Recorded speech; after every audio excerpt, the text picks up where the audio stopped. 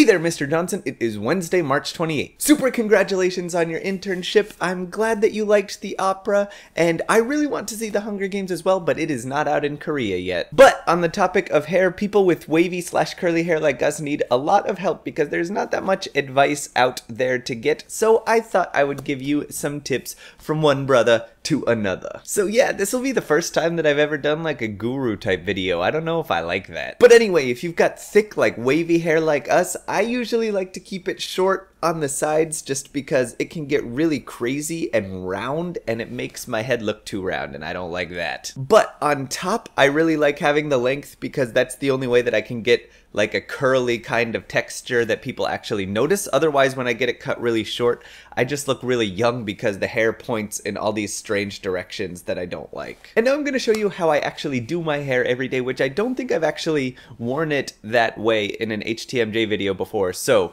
this will be the first time you see how I actually leave the house. If you notice, my hair is still kind of wet. I showered about an hour ago and I just blew it dry ever so slightly. You don't want to get it too dry or it gets like really ridiculously frizzy. And now I'm going to take off my glasses because it's time to apply the hair product. I use American Crew pomade just to help my hair kind of form ringlets and get rid of the frizz. So I take just like a fingertip full of that, rub it between my fingers until it's nice and warm, and then just kind of grab bits and pieces of hair and hope that they start to form curls. Scrunching is a great thing to do with curly hair because it helps the curls form instead of like brushing it out. Will get rid of them and make it look weird. Now I take what's left on my hands and I just wipe it down the sides to get them pointing forward so that most of the curl is at the front of my head instead of at the back. So I just keep like scrunching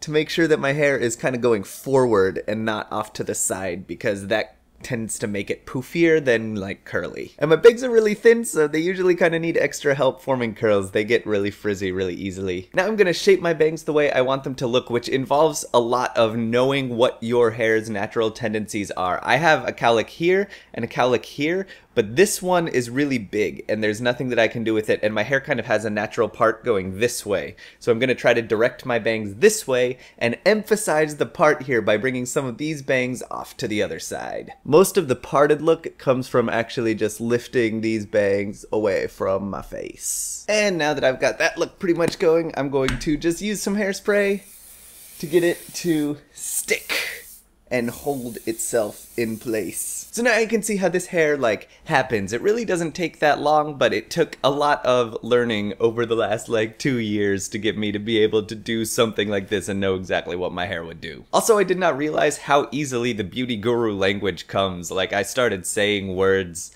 that I did not know that I actually knew, but they just happened. I don't know how I feel about this. But anyway, good luck with your haircut, and I will see you tomorrow.